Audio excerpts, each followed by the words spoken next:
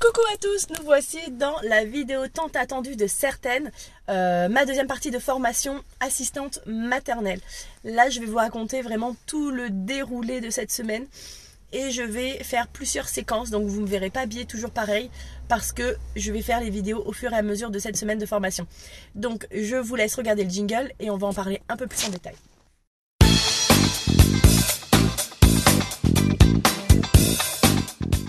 Merci d'avoir regardé le jingle. Aujourd'hui du coup c'est ma première journée de formation, je suis ravie. Je vous rappelle que en tant que nouvelle assistante maternelle, vous êtes dans l'obligation de passer 120 heures de formation obligatoire afin de passer votre CAP. Ils appellent ça maintenant accompagnant, alors c'est un CAP donc AEPE, ils appellent ça accompagnant éducatif petite enfance, qui correspond aux 120 heures de formation effectuée. Pour cela, ça se fait en 3 étapes. Première étape de la formation obligatoire juste avant de commencer les premiers accueils. La deuxième formation que je vais faire cette semaine afin de préparer l'évaluation finale. Et la troisième, ça va être l'évaluation finale avec présentation du livret d'accueil en oral avec une fiche activité et une fiche soins. Voilà un petit peu. Ce qu'on va faire cette semaine, c'est plus de la préparation pour ce fameux diplôme. Alors du coup là j'ai reçu, en termes de planning, c'est du lundi au lundi d'après inclus, à peu près 9h, midi, 13h, 17h, à peu près comme ça tous les jours, sauf le jeudi où on finira à 16h. Donc ça c'est plutôt cool pour le jeudi. On a toujours la liste des participants que je vais vous taire. Il nous envoie, comme je vous montrais, un courrier à remettre aux parents pour justifier votre absence, car c'est une formation dite obligatoire, donc maintien de salaire. Et le contenu de la formation. Alors, qu'allons-nous voir? Donc c'est une deuxième partie avec 40 heures de formation. Et cette formation permet aux assistantes maternelles d'acquérir et d'approfondir les compétences et les connaissances dans les domaines suivants. Alors, relations contractuelles employé-employeur. Donc ça va être bien, on va peut-être pouvoir voir un petit peu contractuellement un peu plus en détail. Vous savez que je vous avais expliqué que c'était vraiment trop juste au niveau juridique et que ça méritait quand même d'être un peu approfondi. Les responsabilités de l'assistante maternelle, les besoins et le développement de l'enfant, la sécurité et le repos de l'enfant, l'alimentation, l'éveil et la socialisation de l'enfant, les soins et la santé de l'enfant et la préparation à ce fameux diplôme qui est l'AEP1 et l'AEP3 du CAP accompagnement éducatif petite enfance, AEPE. Voilà un petit peu ce qu'on va faire durant cette formation. Vous allez vous la voir en 1 heure, 2 heures de temps. Moi je vais la voir sur toute une semaine. Donc pour cela j'ai préparé mon bloc-notes, mon stylo, mon livret d'accueil, parce qu'on va travailler aussi sur le livret d'accueil. Donc du coup il va falloir pouvoir le présenter si on en a besoin, montrer qu'on est professionnel et qu'on a déjà fait quelque chose et qu'on met déjà en pratique certaines choses quant au métier d'assistante maternelle et du livret d'accueil. J'en parle beaucoup sur mes vidéos du projet d'accueil, je vous remettrai le lien juste ici. Et puis on y va, c'est parti. Coucou, et alors voilà, je voulais vous faire un petit récap. Nous en sommes à J+2. Nous avons fait 2 jours de formation, donc lundi et mardi. Aujourd'hui nous sommes à mercredi, donc J+3 on va dire quand même. Je voulais vous faire un petit récap. Tout se passe très bien. Je suis exactement dans la même salle que j'étais à la première formation. Et nous avons commencé par une présentation des filles, donc tout le monde s'est un peu présenté. On a parlé de nos expériences, nous avons parlé de qui on était en petit groupe de 2. Et la première journée était une journée avec une une juriste. Avec la juriste, la première journée était super bien parce que du coup nous avons pu voir un petit peu tous les problèmes rencontrés lors de nos échanges avec les parents et lors du travail avec les parents. Qu'est-ce qui nous gênait au quotidien? On a pu en discuter, on a pu revoir un petit peu comment communiquer avec les parents aussi, les formulations, le savoir dire non. Donc voilà, les calculs du contrat de travail. Donc ça c'est chouette, il y a quand même une petite... si besoin, la juriste était vraiment hyper à l'écoute et on a revu des choses qui nous manquaient en termes de connaissances. Donc ça c'est plutôt bien. nous avons revu ça. Nous avons parlé donc du savoir dire non et au niveau contractuel, on a revu aussi un petit peu tout au niveau contractuel. Donc ça, c'est vraiment, vraiment bien. Tout ça, c'était sur une journée de 9h à 17h, donc ça s'est très très bien déroulé, une super entente entre toutes les filles, donc ça c'est chouette. Ce qui est vraiment bien, c'est qu'on a vraiment pu échanger sur nos façons de travailler, et ça c'est trop bien. C'est vraiment très très bien. On a pu, il y avait 3 filles qui travaillaient en même MAM et 3 filles à domicile, donc du coup on a pu vraiment échanger sur comment le travail se fait en MAM, par exemple pour moi qui ne connais pas la MAM. Et vraiment parler de l'expérience. Et moi je trouve ça trop bien, un échange vraiment en tant que stagiaire en formation. Et ben je trouve ça vachement bien parce que c'est pas comme quand on est au RPE et on fait des activités avec les autres assistantes maternelles, tout le monde essaye de dire oui ça se passe bien, c'est bien. Ben là en fait quand ça va pas on le dit parce qu'on vit la chose, on a vraiment besoin de ce côté juridique à nous dire est-ce que là je fais bien, est-ce que je fais pas bien. Donc voilà pour le premier jour de formation qui était vraiment chouette. Le deuxième jour, c'était très bien aussi, très très bien. C'était un jour différent, mais vraiment très bien. Toujours avec le même groupe de filles, toujours sur les mêmes horaires. On a fait du 9h, 16h30, 35, 40. Et du coup, on était avec une psychologue. Donc c'est très très bien parce qu'on a pu parler du côté psychologique de l'accueil de l'enfant. Et ça c'est trop bien. On a revu les besoins vitaux, qui est de manger, éliminer, voilà, vraiment les besoins vitaux, respirer, et les besoins fondamentaux que je vais pouvoir vous reprendre si vous le souhaitez. Donc voilà, les besoins fondamentaux de l'enfant qui va nous permettre de réaliser notre projet d'accueil spécialement pour l'AEP1 et l'AEP3. L'AEP1, je vous rappelle, c'est présentation donc au concours, comment ils appellent ça, à chaque fois que je me trompe avec un autre diplôme.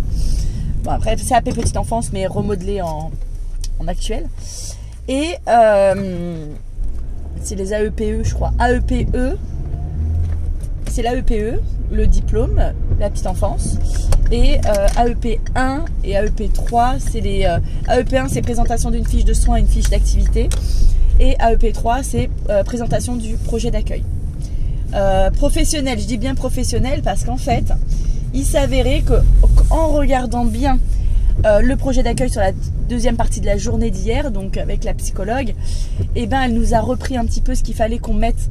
Elle nous a demandé de lire des parties de notre projet d'accueil. Moi j'avais ma partie sur le chien, vous savez que j'étais dit maintenant j'ai mon chien et du coup je trouvais mon paragraphe beaucoup trop long, donc j'ai demandé si elle pouvait jeter un coup d'œil juste pour que je puisse reprendre ce paragraphe là. Et il s'avère que ce paragraphe là est trop personnel.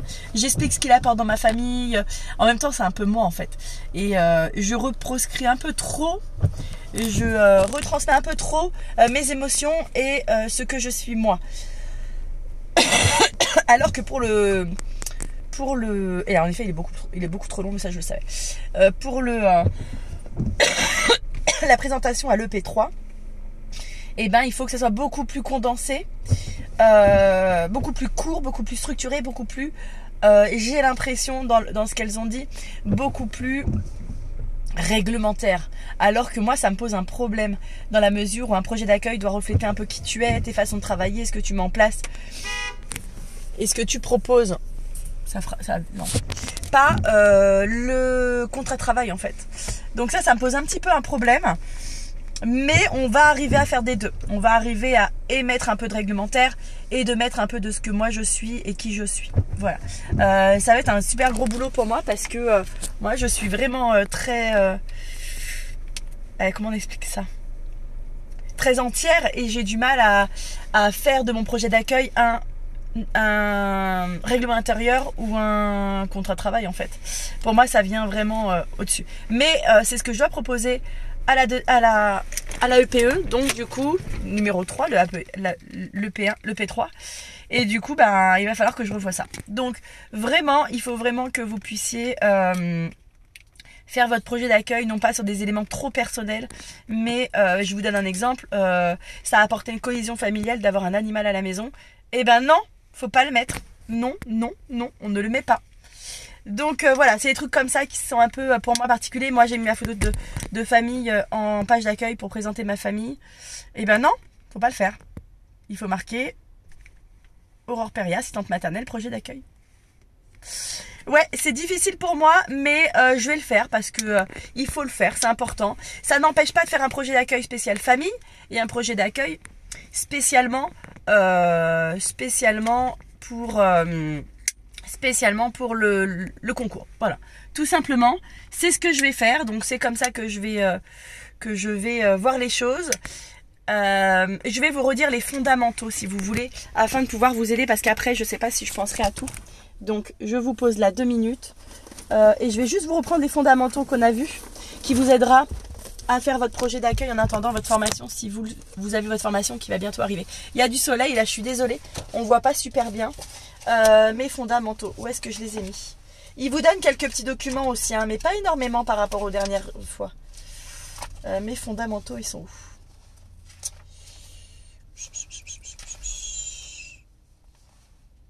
J'espère que je les ai renotés. Bon, les fondamentaux, vous allez les voir, les besoins de l'enfant, et puis vous allez revoir ça, tout ça en première partie de formation. Hein. Je reprends et je vais refaire une vidéo tout de suite. Voilà, j'ai retrouvé en fait les besoins de l'enfant, les besoins vitaux de l'enfant, qui est très important. C'est quoi? C'est respirer, donc aérer notre lieu d'accueil, dormir, éliminer, boire et manger. Ça, c'est les besoins vitaux. Et les besoins fondamentaux, ça va être le mouvement, la socialisation, la sécurité affective, l'autonomie, le temps calme, se mesurer au risque, faire et rien faire, aimer et être aimé, imitation et création. Donc voilà, tout ça, il faut les reprendre dans les fiches. Mais ça, je reprendrai avec vous pour le livret d'accueil, deuxième partie, partie formation. Nous avons revu également côté juridique, donc la première journée, tous les articles de loi qui avaient changé dans la nouvelle convention collective. Donc voilà, nous avons revu ça. Et puis c'est tout. Donc voilà pour la première partie. La deuxième partie, donc sur la deuxième journée, aujourd'hui je sais plus trop ce que c'est. Je sais plus trop ce que c'est, mais on va travailler le livret d'accueil vraiment sur tout le long, donc je suis très contente. Pour ce faire, je vous dis à ce soir. Vous, ça sera dans la seconde qui va arriver, afin de vous dire la suite de la formation. Voilà. Bonjour tout le monde. Alors aujourd'hui on se retrouve, nous sommes jeudi. Dans la vidéo pour vous ce sera vraiment très lisse, ce sera dans la seconde d'avant, je vous parlais de la formation. Hop, on arrive sur le jeudi. Le jeudi nous avons, donc hier mercredi, nous avons parlé de l'alimentation. Un point super important parce qu'il y a plein de cas différents et c'est trop bien. Nous avons pu mettre en place des petits menus, donc ça va sûrement vous aider aussi. Donc nous avions une nutritionniste. Et nous avons parlé donc pendant une journée, donc 7 heures, des bienfaits de l'alimentation chez l'enfant. J'ai pris quelques petites notes, ça va être peut-être un peu brouillon pour vous, mais je vais vous dire ce qui s'est passé. Alors on a parlé de quoi? On s'est toutes présentées encore une fois, chaque intervenant on se présente et du coup on explique si on a des soucis alimentaires avec nos enfants, combien d'enfants on accueille, comment ça se passe de tout ça. Alors, le point important qui est ressorti, c'est que le changement de texture, quand vous passez du biberon au purée lisse, au purée un peu de morceaux, c'est hyper important en fait de le faire chez l'assistante maternelle. Souvent on se dit toutes les nouveautés c'est chez papa et maman, mais le changement de texture c'est très très important de le faire chez l'assistante maternelle afin que ce soit une nouvelle chose. Et les nouvelles choses, on le sait, voilà, on le sait. C'est toujours plus facile chez l'assistante maternelle. Donc on a parlé de la DME. La DME hyper bien. C'est trop chouette la DME. C'est vraiment très important de la mettre en place. Pourquoi? Parce que ça va permettre à l'enfant de découvrir par ses mains et ça va lui permettre d'accepter plus facilement les aliments. Par contre, une DME très très important. Pour cela, il ne faut pas passer à l'extra lisse. Il faut faire biberon DME tout de suite. La DME, comme je le parlais dans mes anciennes vidéos, c'est la diversification menée par l'enfant.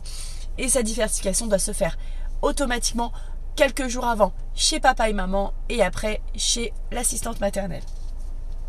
Donc en fait, là ce qu'on va pouvoir retrouver, c'est que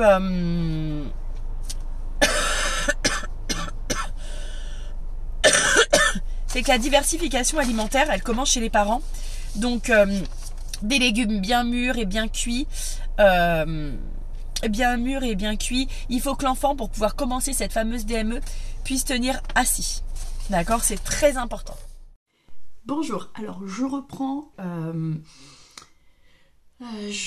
du coup la vidéo maintenant. Nous sommes beaucoup plus tard, nous sommes en novembre et du coup je suis en train de finaliser la vidéo qui m'a pris beaucoup de temps à monter.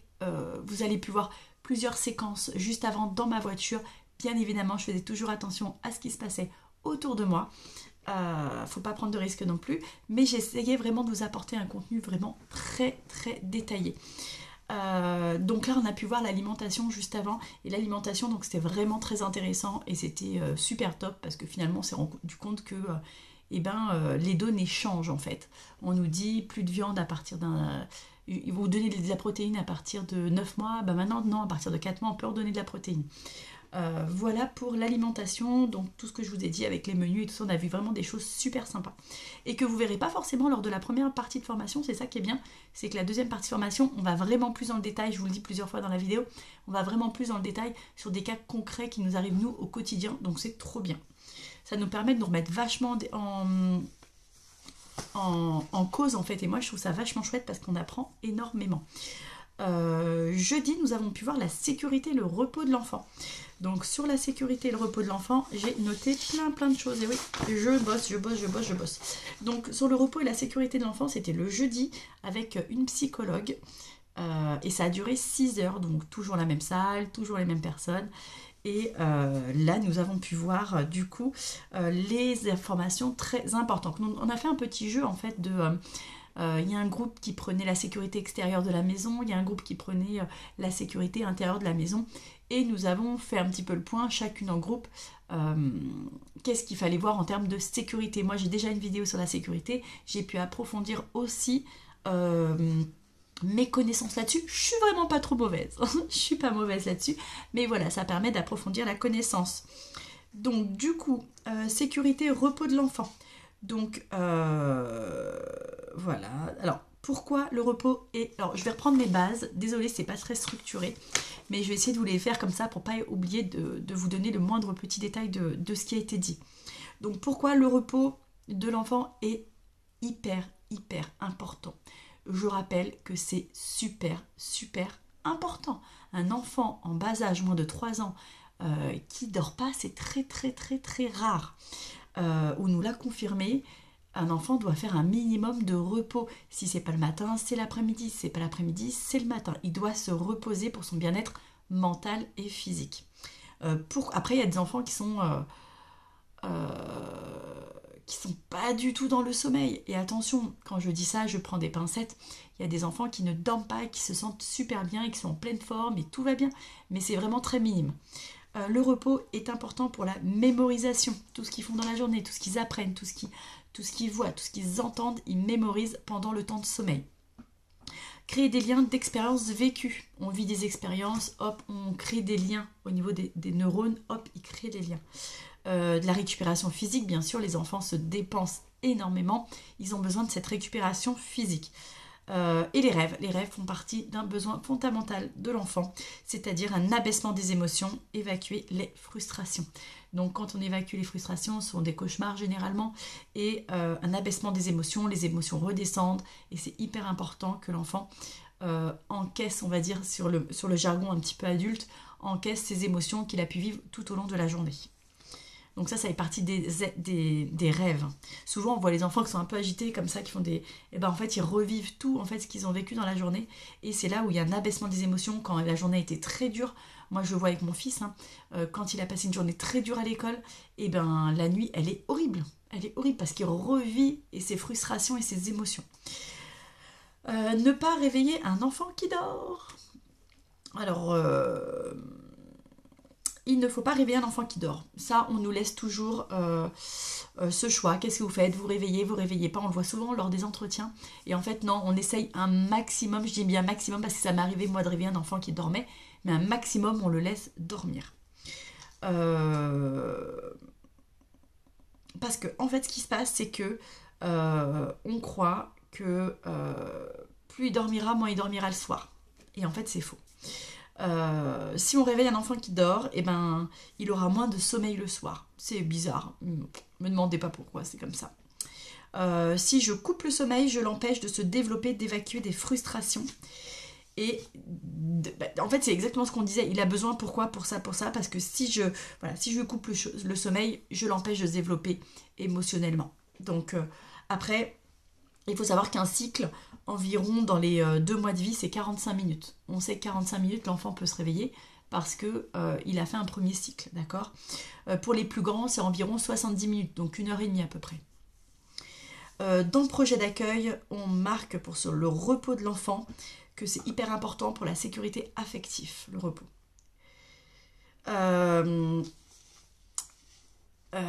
On nous rappelle dans la sécurité, et non plus dans le repos, dans la sécurité de l'enfant, on nous rappelle qu'on doit, on doit le laisser grand maximum 30 minutes dans le transat. Donc il y a des enfants qui vont être demandeurs de plus, il y a des enfants qui vont être demandeurs de moins.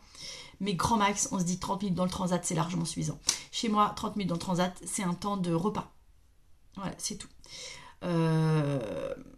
Exiger des familles que l'enfant soit propre et qu'il ait déjeuné pour sa sécurité affective. Donc en effet, le matin, on essaye un maximum que l'enfant soit propre, qu'il ait une couche propre, de la nuit en tout cas. C'est hyper important pour le lien affectif avec les parents en fait. Ne pas se dire je prends le bébé, bim, je le mets à nounou. Il y en a qui font ça, hein, ils prennent leur enfant du berceau, ils le laissent un maximum dormir. On le prend du berceau, on le met dans la voiture, de la voiture, on le donne à la SMAT. En disant, il a hyper bien dormi, il est 8h, il s'est réveillé à 8h moins le quart, je l'ai réveillé, voilà. Il n'a pas déjeuné, et là vous apercevez quand vous portez l'enfant qu'il est lourd dans la couche. Et en fait, c'est tout simplement qu'il a encore la couche de la nuit. Donc exiger qu'il soit propre, vraiment. Qu'il ait son pyjama en hiver, je dirais, c'est pas grave. Mais qu'il soit vraiment propre.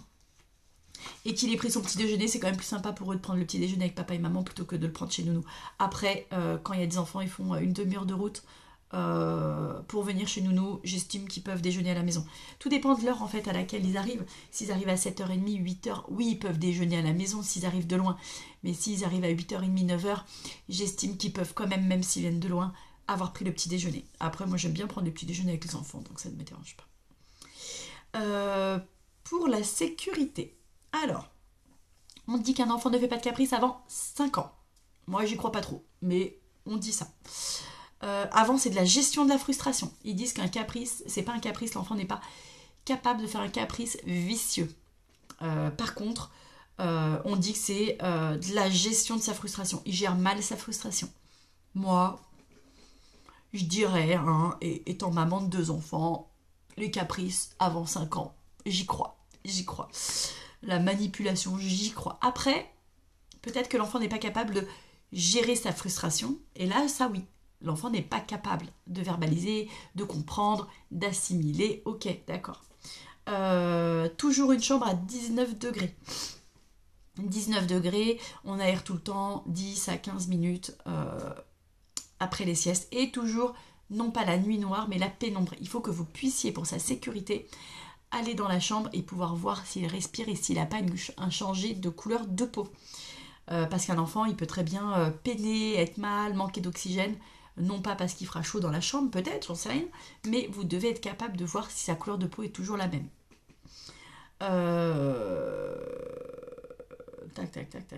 Entretien annuel avec les familles. Donc ne pas hésiter à faire des entretiens annuels avec les familles. Au niveau de la sécurité, quelque chose qui change et qu'on ne m'avait pas dit lors de la première formation, il faut faire un registre des médicaments. Voilà. Mais j'ai appris plein de choses lors de cette formation. Il y a plein de choses que j'ai remis en place et qui m'a un peu enquiquiné auprès de mes familles. Mais malheureusement, c'est la loi. C'est des choses qu'il faut mettre en place et que j'ai pas le choix. Donc j'évolue en fonction de ce que le département me dit. Donc chaque prise de Doliprane, chaque mouchage au sérum physiologique, les DRP ça s'appelle, chaque Ouais, chaque crème mise sur les fesses, c'est bête, hein, mais c'est des soins. Et chaque soin apporté à l'enfant doit être noté sur un registre. Vous prenez une feuille, vous marquez date, jour. Non, donc date et jour, c'est pareil. La date, l'heure, l'enfant concerné et le soin pratiqué. Donc moi, je le fais sur la prise de médicaments, je la fais sur le mouchage. Voilà, parce que le mouchage, c'est vrai que c'est important avec l'heure. Moi, je marque l'heure. Le mouchage, c'est important parce que c'est des DRP. DRP, c'est quand même un soin particulier. C'est pas juste un mouchage avec le mouchoir. C'est vraiment le sérum FI qu'on va pratiquer. Quand l'enfant est malade, je vais le marquer sur le registre. Je vais marquer sur le registre DRP pratiqué plusieurs fois dans la journée. Voilà. Comme ça, on sait, on va pas marquer à chaque fois quand est-ce qu'on le fait, si on s'en sort pas. Donc ça... donc au niveau par exemple de l'intérieur de la maison, qu'est-ce qu'on va vérifier en sécurité? Les protections des portes, les chaises hautes, multiprise à débrancher, la télé attachée au mur ou au meuble. Il faut 6 cm et demi entre les barreaux de chaque lit, de chaque barrière, pas plus. Non mais ça franchement, la norme feu au rideau. Il y a des normes très inflammables ou pas entre M0 et M5 quand vous avez des rideaux proches des fenêtres plein sud, proches des prises ou autres. Il faut que ça soit obligatoirement entre M2 ou 3 minimum. C'est la nouvelle conformité. C'est-à-dire que je dois changer tous mes rideaux parce que j'ai pas vérifié les normes, j'ai coupé toutes les étiquettes. Donc je vais devoir changer mes rideaux. Ça tombe bien, je ne peux plus les voir en peinture.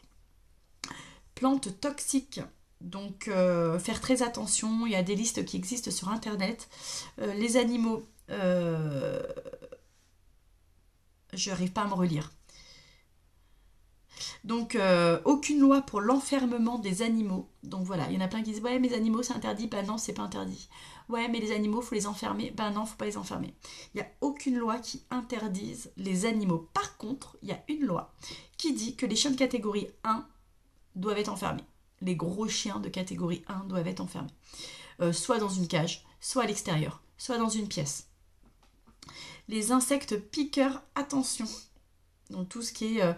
c'est peut-être bête, mais il y a plein d'insectes qui volent dans la nature. Quand on aère les fenêtres, bien faire attention. Les abeilles, les guêpes. Vérifier qu'il n'y ait pas d'insectes piqueurs dans la chambre de l'enfant quand vous les couchez. Voilà. Décoration, les étagères, bien sûr, faire attention quand il y a un lit à côté. Le jardin, donc bac à sable, sable coupant. Oui, le sable coupe, on ne croit pas, mais le sable c'est quoi? C'est des débris, des mini particules de coquillages, de cailloux. Donc oui, ça coupe, le sable coupe. Pour ça, quand on en a dans les yeux, eh ben, ça nous fait des fois des rayures à la cornée parce que ça coupe. Donc attention le sable, on préconise plus de prendre de la semoule alimentaire qu'on met dans le bac et qu'on vide. On remet dans des sacs pour l'hiver et qu'on ressort l'été. Les grillages doivent faire, en tout cas dans notre département de l'Eure-et-Loire, 1,20 m. Dans les mâts, on préconise de faire attention aux radiateurs, porte anti-pince-doigts, coin de cheminée. Oui, apparemment, les coins de cheminée, on doit mettre des coins de cheminée quand il y a. Barrière de sécurité, 6,5, ça ne change pas. Bon, ça c'était mon truc. On a fait on va dire un petit exercice pour le livret d'accueil sur la partie sécurité. Je peux vous lire quelques extraits de moi ce que j'ai mis.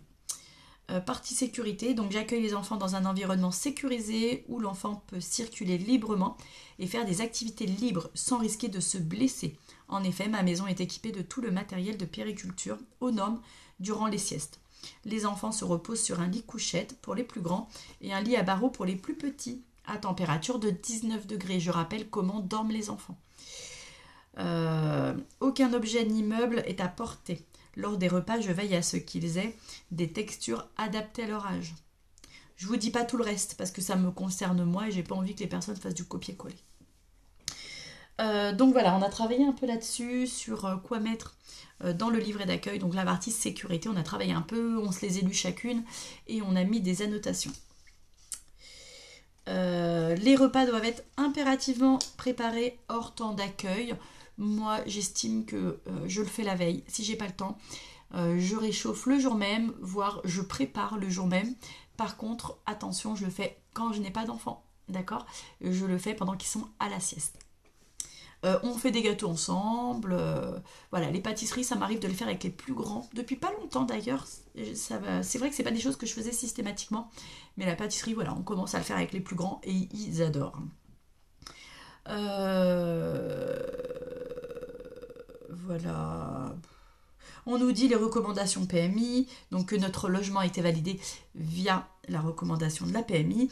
Pas de lacets, de ceinture, ni de bretelles, ça c'est pour la sécurité de l'enfant, et des barrettes, ni pinces, ni élastiques, et pas, surtout pas de ballon de baudruche. Donc voilà un petit peu pour la sécurité de l'enfant. Ça reprend ça. Qu'est-ce qu'il y a d'autre ici? Donc ça c'est bon. La sécurité de l'enfant, c'est fait. Vendredi, nous avons vu sur la sécurité et le repos, de toute manière, on l'a vu, la sécurité, on l'a vu, il n'y a pas 15 000 trucs, voilà, il n'y a pas 15 000 trucs à savoir, on a juste vraiment partagé plusieurs choses dedans. Après, nous allons avoir, donc vendredi, c'était l'éveil, la socialisation de l'enfant. Alors, nous avons vu quoi le vendredi sur ce terrain-là? Nous avons vu, du coup, verbaliser les noms interdits, l'accompagner dans les émotions. Pour l'instant, par exemple un enfant qui fait une crise ou qui veut un jouet et que c'est pas possible, on lui dit pour l'instant tu ne peux pas l'avoir, mais une fois qu'il aura fini de jouer avec, je veillerai à ce que tu l'aies. Cette phrase-là, elle n'est pas facile à faire, elle n'est pas facile à dire, mais du coup vous mettez à portée de l'enfant quand il est très frustré et vous lui dites quand il veut un jouet, par exemple Arthur il a le stylo de la petite Emma, et ben vous lui dites pour l'instant tu ne peux pas l'avoir. Parce qu'ils se disputent fort. Alors moi, j'arrive jamais à faire ça. Je dis, oh non, non, non, si vous disputez, bim, je prends, et personne ne l'a. Pour l'instant, tu ne peux pas l'avoir, mais quand il aura fini de jouer avec, je veillerai, donc moi, je veillerai en tant qu'adulte, je te promets, je veillerai à ce que tu puisses l'avoir. Donc c'est très dur, c'est très très dur. Alors, quand les phases et moments transitoires du matin et du soir sont difficiles, souvent l'enfant il n'a pas le même comportement quand il est tout seul chez nounou, quand il est tout seul chez papa et maman, et quand les deux sont présents dans la pièce. Du coup, il faut toujours verbaliser avec les parents de qui a l'autorité. Est-ce que chez nounou, quand papa et maman viennent, c'est nounou qui a l'autorité, ou est-ce que quand papa et maman viennent, c'est les parents qui ont l'autorité? Et dans ce cas-là, la SMAT, elle se met à l'écart et elle laisse le parent gérer s'il y a une crise. Donc voilà, après c'est juste à discuter entre vous. Comment moi je fais, j'estime qu'il est chez moi l'enfant et tant qu'il n'a pas mis les pieds devant ma maison, je continue mon accueil. Qui est papa ou maman, finalement on s'en fiche, dans la mesure où souvent papa et maman sont en accord avec moi, et du coup moi je dis c'est pas parce que papa ou maman sont là que ça va changer quelque chose, d'accord? Et moi j'ai vraiment de la chance, c'est que j'ai des parents qui ont quasiment la même façon de faire que moi, et en fait on est d'accord que quand une crise est faite, elle n'a pas à être faite, que ce soit chez papa ou chez maman ou chez nounou, elle n'a pas à être faite en fait. Et les règles, généralement, on a les mêmes façons d'avoir des règles de vie et ça passe très bien. Par contre, ça n'empêche pas l'enfant de faire n'importe quoi. Mais au moins, il voit que papa ou maman font blocus avec nounou et du coup, ça permet vraiment, vraiment, vraiment à l'enfant de se dire « Ah ouais, papa et maman, ils font pareil que nounou en fait. » Et on va peut-être éviter de le faire. Donc voilà, donc c'est pas grave, mais bien le mettre dans le livret d'accueil si vous avez un livret d'accueil. La séparation du soir, des fois c'est dur à l'enfant de partir, et on se positionne en tant qu'adulte. Le matin par exemple, si c'est difficile de se séparer de papa et maman, on peut prendre un jouet transitoire, un jouet que l'enfant adore. Par exemple, il adore jouer avec une licorne, et vous sortez les cornes et quand papa et maman ils arrivent avec bébé, ou avec petit garçon ou petite fille, vous dites regarde, j'ai préparé la licorne pour toi. Et l'enfant va tout de suite passer à autre chose. Il va pas se rendre compte que la séparation va être difficile. Donc souvent on parle des enfants qui s'arrachent les jouets des mains.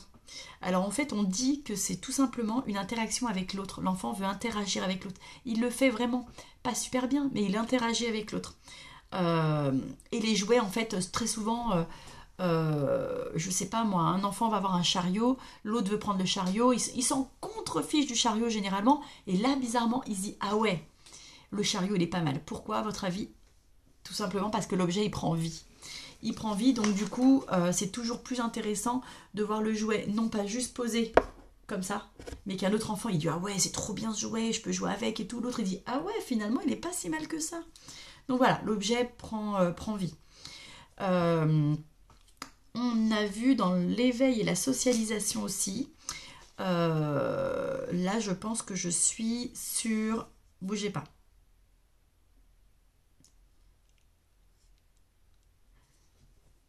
L'éveil, là je suis pas sur ça. Ok. Donc le soin de l'enfant, face à face avec l'enfant, conférence sur YouTube, le portage, les bienfaits, l'éveil, sa socialisation, motricité, tapis sur le sol, pas d'arche, pas de transat, ne pas asseoir l'enfant qui ne sait pas le faire, ne peut pas faire et défaire, entraîner son équilibre vestimentaire et adapté. Ça je pense que c'est autre chose. Le petit 1, je recherche mes feuilles parce que j'en ai partout, vous imaginez même pas. J'ai tellement pris. Éveil, socialisation, on est sur pas de caprice pour la sécurité affective. Je tourne. J'ai tellement pris de notes, vous imaginez même pas. Éveil, socialisation, c'est les décrets. Je sais plus, je vous ai pas fait les décrets, hein. Peut-être que je vous le fasse. Éveil, socialisation. Je crois que je suis bonne, hein. Je regarde. On a fait beaucoup de déroulement, activité, transition. On a fait beaucoup de comment on appelle ça? On a fait beaucoup d'exercices en fait sur l'éveil, la socialisation et du coup la sociabilisation et du coup il n'y a pas grand chose qui est ressorti. Bah, je dis n'importe quoi, c'est ressorti mais pas écrit. Soins et santé, ça c'est les fiches. Les fiches, je dois vous saouler avec mes petites fiches. Tac, tac, tac. Et ben non, je pense que l'éveil, la socialisation, c'était tout. Projet d'accueil. On a retravaillé beaucoup sur le projet d'accueil. Non, l'éveil, la socialisation, je pense que c'était tout. Hop. Là, on a fait des aides, mais je ne vais pas vous reprendre mes exemples parce que c'est des exemples personnels sur mon travail personnel. Et je ne veux pas le partager. Voilà. Les dangers extérieurs, oui, je ne sais pas si je vous l'ai dit, la sécurité, c'est toujours pareil. Les dangers extérieurs devant la maison, donc des cailloux à dispo, route avec passage. Il faut que ce soit des passages brefs et accompagnés. Marcher toujours côté mur, tenue ou non. Dans la poussette, les parcs, pas de séparation, vigilance plus, balade de voiture, matériel aux normes, bonne fixation, l'IRSEM, attestation d'acte chirurgical à prendre. Non, la socialisation, on est bon, hein. On n'a pas écrit grand chose sur la socialisation. Je regarde et je reviens. Alors, dans le soin et la santé de l'enfant, en fait, on a vraiment fait des cas de fiches, des fiches soins dans l'AEP2. Oui, AEP1, AEP2, c'est fiches soins, fiches activités et fiches présentation du livret d'accueil. Donc, en fait, ce qu'on a fait, donc c'était une journée, donc c'est la dernière journée, le lundi, 7 heures, avec une éducatrice de jeunes enfants. Je vous rappelle un petit peu les personnes qui étaient présentes. Une juriste, une psychologue, une nutritionniste, encore une psychologue et 2 éducatrices de jeunes enfants. Voilà. Et du coup, on a vu on a pris le cas de plusieurs enfants. Donc, comment on fait une fiche? Peut-être que les fiches soins, je vais faire une vidéo. Fiches soins, fiches activité. Non, je vais le mettre là-dedans parce que je ne sais pas si le contenu sera assez important pour vous faire une vidéo supplémentaire. Chaque fiche, vous prenez votre feuille, marquez fiche soins AEP1. Et en fait, nom de l'activité. Donc, vous notez le nom de votre activité. Par exemple, moi, j'ai pris le change debout. Contexte d'intervention, petit titre, contexte d'intervention. Par exemple, où se situe ce soin, d'accord? Les personnes qui travaillent dans le lieu. Donc là, si c'est d'une MAM, vous marquez toutes les personnes qui travaillent dans le lieu. Si c'est une crèche, toutes les personnes qui travaillent dans une crèche. Si c'est à domicile, vous marquez l'assistante maternelle. Présentation de l'enfant. Donc, vous présentez prénom, âge, capacité et besoin. D'accord? Et toutes vos fiches soins seront à faire comme ça. Donc, vous présentez la personne, un tel, l'âge et ce qu'elle a besoin. Et du coup, vous allez marquer, vous allez justifier votre soin, comment le soin se déroule. Ça, vous voyez, moi je l'ai écrit vraiment comme ça. Comment le soin se déroule. Ça, c'est une fiche soin. Vous devez la faire comme ça. Alors, surtout, là, j'ai fait quelques petites notes qui m'a été dit. J'ai trouvé ça plutôt intéressant. Donc, la fiche soins et santé. Ne pas déshabiller un enfant qui a de la température. Ça, c'est soins et santé. Ça fait plus partie de la santé. On ne déshabille plus un enfant qui a de la température. En fait, avant, on les mettait en couche. Maintenant, on leur laisse le body, le pantalon. Si les parents apportent du lait, la bouteille doit être fermée. Et mettre la date et l'heure dessus. Pour le liniment, soin, toujours dans le soin, le liniment n'est absolument pas nettoyant. D'accord ? Ça glisse. En fait, ça glisse. Le liniment, ça glisse. Ça hydrate un peu, mais surtout ça glisse. Donc en fait, les bactéries ne sont pas retirées. Donc ça, c'est important. Donc vous pouvez toujours passer un coup de liniment, mais d'abord faites un nettoyage. On a fait des petites questions, savoir où on était un petit peu. Je vais vous lire les questions qui ont été posées. Donc ça, c'est juste un QCM qu'on a travaillé ensemble. Ça n'a pas été noté ni rien. Petit 1, il est indispensable de changer la couche d'un enfant 4 fois par jour. Eh bien non. Non, il n'est pas indispensable. Souvent, les enfants peuvent du coup avoir une couche qui dure 2 fois, qui dure pour toute la journée. Le gel hydroalcoolique remplace-t-il un lavage de mains? Eh bien oui, le gel hydroalcoolique c'est fait pour remplacer. Alors évidemment, si vous êtes à l'extérieur, vous ne pouvez pas, donc vous utilisez le gel hydroalcoolique quand vous êtes à l'intérieur. Surtout, vous nettoyez vos mains. Mais en tout cas, il est fait pour tuer les bactéries, donc en effet, il remplace un lavage de mains. Est-il nécessaire de donner du paracétamol à un enfant qui a de la fièvre? Non, tout dépend de la température et de l'impact sur l'enfant. Une bouteille de lait se conserve 48 heures au réfrigérateur, après ouverture. Oui, c'est 48 heures. Un enfant est continent, donc continent, quand il monte et descend les escaliers tout seul. Non, c'est un facteur, mais il faut attendre qu'il soit physiquement, mentalement et psychologiquement prêt. Donc il n'est pas continent quand il monte. Continent, je vous rappelle, continent c'est quand il est propre, incontinent c'est quand il n'est pas propre. Donc il n'est pas continent quand il monte les escaliers. Il faut que dans sa tête il soit prêt, dans son corps il soit prêt, dans son mental il soit prêt. Alors, le liniment est un produit nettoyant, on en a parlé juste avant, efficace et confortable pour le siège de l'enfant. Eh bien non. Le lavage des mains en savon doux permet d'éliminer la flore résistante. Non, c'est juste un antiseptique. N fois 30 ml égale la formule pour reconstituer un biberon. Eh bien oui, une dose égale 30 ml. Donc vous multipliez, et puis après vous avez votre dose. Pour communiquer avec un bébé de 3 mois, j'arrive. Alors, le téléphone sonnait. Du coup, qu'est-ce que je disais? Je sais plus. Pour communiquer avec un bébé de 3 mois pendant le soin est nécessaire. Bah oui, on communique avec un enfant quand on lui change la couche, ça c'est nécessaire pour son évolution personnelle et permet de créer un lien affectif. Le port des gants en latex ou vinyle évite le lavage des mains et permet de gagner du temps. Eh ben non. On croit, mais non. J'utilise du savon doux pour laver le visage d'un enfant. Non, toujours à l'eau, jamais d'eau micellaire, même s'il y en a plein qui le font et je l'ai fait et voilà, hein, pas bien, mais je le fais quand même. Pas de liniment, je l'ai fait, bon, pas bien du tout, mais non, de l'eau c'est bien, d'accord, toujours de l'eau. Alors généralement il y a des sprays, vous savez, les bombes brumisateurs, et bien ça c'est top pour nettoyer le visage de bébé. Quand un enfant est malade, il doit rester au chaud à la maison.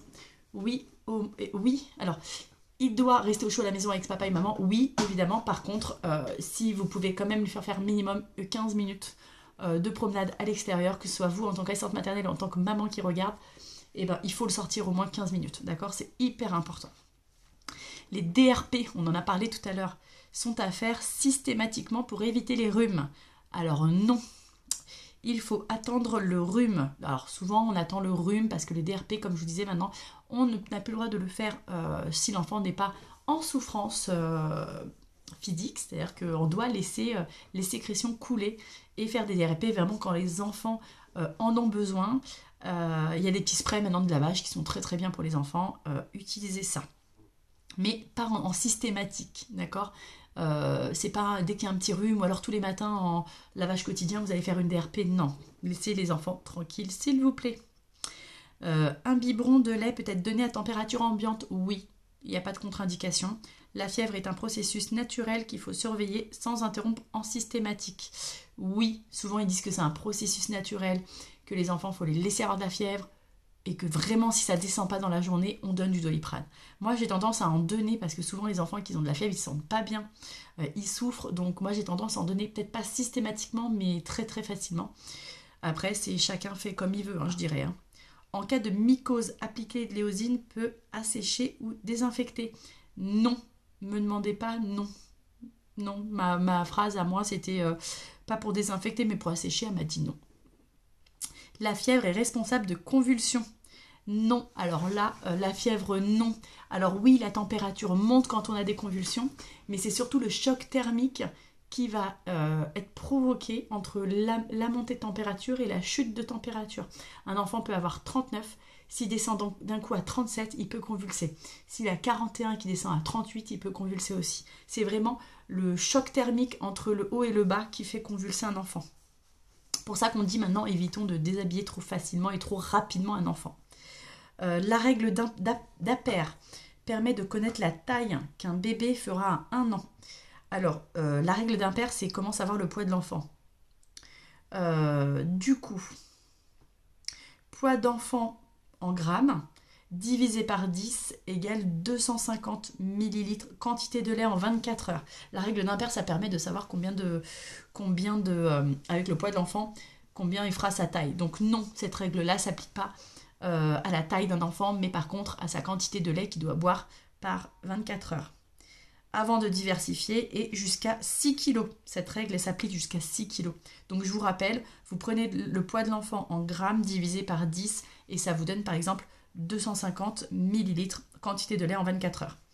Le moment du soin aussi peut être un espace d'apprentissage pour l'enfant. Oui, il peut apprendre les mains, les pieds, le ventre, les oreilles, la tête, voilà. On peut communiquer avec l'enfant sur les membres, sur les... Oh là là, je vais te mettre la petite lingette sur le zizi. Oui, bah oui, un kiki, c'est un kiki. Hop, allez, je nettoie les fesses maintenant. Hop, les fesses, elles sont derrière. Ou les petits pieds, ça sent bon. Voilà, on peut tout à fait apprendre les membres du corps à l'enfant en lui faisant son soin. De toute manière, je vois pas comment vous pouvez faire pour lui apprendre, on va dire, ses parties intimes sans le soigner. Ça paraît un peu glauque, hein. Oh, tu viens, on va toucher le cucu. Non, bah non, surtout pas. Surtout pas. 19. Le moment du soin peut être aussi un espace d'apprentissage chez bon. 20. Faire participer l'enfant au rangement après le soin s'apparente à de l'esclavage. Bah non, ça lui apprend juste à participer aux tâches. Ça lui permet juste de participer aux tâches et c'est pas de l'esclavage. Voilà un petit peu pour ce qu'on a vu dans le soin et santé de l'enfant. Je vais refaire un petit point avec vous sur les décrets qui ont changé. Donc tout ça c'est bon, c'est ce qu'on a vu. Donc je reprends ce qu'on a dit, hein. On a revu 40 heures de formation sur le module 2. Du lundi au lundi, donc lundi, mardi, mercredi, jeudi, vendredi et lundi, donc 6 jours complets. Et on a fait de la relation contractuelle employé-employeur, responsabilité de la santé maternelle, besoins et développement de l'enfant, l'accueil en situation de handicap, l'alimentation de l'enfant, la sécurité et le repos, l'éveil socialisation et les soins et santé de l'enfant. On a refait un petit point sur les décrets qui étaient sortis et c'est important pour moi de vous les redire. Donc je vais vous relire rapidement les articles qui ont changé depuis les dernières. Les articles pour moi qui sont importants par rapport au nouveau décret. Donc du coup on a groupe d'analyse de pratique pro. Alors là ça n'en est pas. Ça n'en est pas. Ils sont là je crois. Nouvelle convention co, donc elle fait combien? La convention collective, elle fait 215 pages. On a l'article 93, engagement réciproque. On a l'article 94, les clauses dans le contrat. L'article 41.3, le CDI, CDD remplaçant.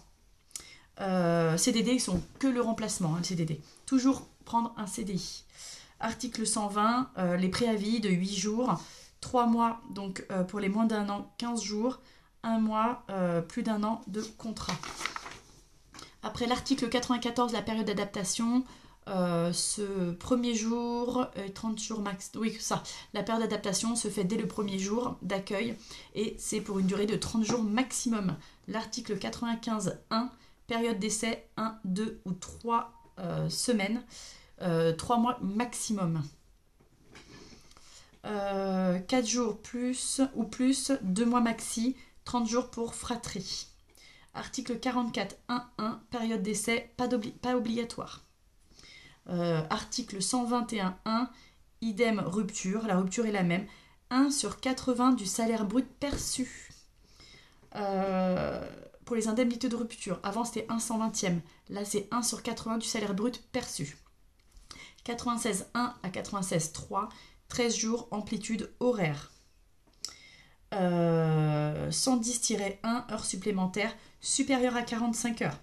À partir de la 46e heure, il y a plus 10% en minimum en majoration. Article 110-2, 40 heures, de 40 heures à 45 heures, heures complémentaires à majorer. Article 44.2, jour férié, au 1er mai, payé double. Jour avant et après de jours de planning. Ça, c'est des articles qui me paraissaient importants de vous rappeler, qui avaient changé. Après, je voulais juste revoir avec vous le calcul de la cassation qui avait été revu. Moi, je suis bonne dans mon calcul, là, je suis hyper contente parce que c'est pas forcément évident pour tout le monde. Donc, pour moi, je suis contente. Donc, ce que je fais quand j'ai un calcul de cours de cassation, je vais noter tout le mois sur une feuille. Lundi, par exemple, jeudi 1er, vendredi 2, 3, 4. Et je vais marquer toutes les heures que potentiellement au contrat, j'aurais dû faire. Potentiellement, d'accord ? Après, en rouge, je vais marquer toutes les heures d'absence. Donc, je vais mettre mes heures d'absence. Je vais écrire mon salaire de base, par exemple 300 €, que je vais diviser par le nombre d'heures potentielles que j'aurais dû faire normalement. Ça va vous donner un petit taux de 3, 4, 5 €. Et là, vous allez mettre, par exemple, si j'ai 48 heures d'absence dans le mois, et ben, je vais marquer, par exemple, les 2-3 € multipliés par 48 heures. Et ça va me donner un montant. Ce montant, je vais le déduire de mon salaire de base, net. Et du coup, ça va vous donner le montant. Donc ça, c'est très simple. N'oubliez pas le calcul du salaire, donc le taux horaire fois le nombre de semaines fois le nombre de semaines par année divisé par 12. Pour les congés payés, la première formule, c'est la règle du 10e. Donc salaire des mois travaillés divisé par 10 égale 1 sur 10. Pour les congés, donc nombre de jours de congés acquis, c'est nombre de semaines travaillées divisé par 4 semaines multiplié par 2,5. La règle du maintien de salaire, sinon un calcul de salaire, donc taux horaire multiplié par le nombre d'heures semaine divisé par 6 jours ouvrables égale 30. Voilà, ça c'est vraiment des petits mémos en plus. Donc voilà, après ceci, j'ai reçu mon nouveau carton d'agrément. Vous recevez tout le temps après les formations les nouveaux cartons d'agrément qui vont vous donner votre agrément à jour tout simplement. Avec marqué que vous avez validé votre deuxième partie de formation qui est obligatoire de toute manière. Donc vous recevez votre deuxième... Ça ne change rien à votre vie, la deuxième partie de formation. Ça va juste compléter des choses que vous avez soit oubliées, soit qui ne sont pas claires pour vous. Donc c'est vraiment très très bien. Il n'y a pas de pression parce qu'il n'y a pas de QCM, il n'y a pas d'oral, il n'y a pas d'examen, rien. C'est vraiment du partage. On dirait plus un groupe d'entraide finalement. Et c'est vraiment bien. Moi je suis très contente de l'avoir faite. Je suis revenue de la formation hyper boostée, très contente et hyper ravie de retrouver mes loulous aussi parce que mine de rien, 9 jours sans eux, c'est long. Il faut dire ce qu'il est, c'est long. Et puis ils évoluent sans nous en fait, donc c'est un peu naze. Mais voilà, c'est plutôt cool. On revient avec plein d'idées en tête, plein de nouveaux projets et plein d'apaisement sur des choses qu'on ne savait pas. Voilà, écoutez, si vous avez des questions, n'hésitez pas à me les poser, si vous avez des remarques à faire aussi. Voilà, j'espère que vous passerez une super deuxième partie de formation. Si vous voulez plus d'informations sur les fiches activités, fiches soins et que vous voulez que je fasse une vidéo spécialement pour ça, je peux le faire. Et puis voilà, j'espère que ça vous a plu. Mettez une petite cloche de notification pour voir les prochaines vidéos. Et puis, abonnez-vous, hein, abonnez-vous. Voilà, je vous fais des bisous et je vous dis à très bientôt. Ciao, ciao.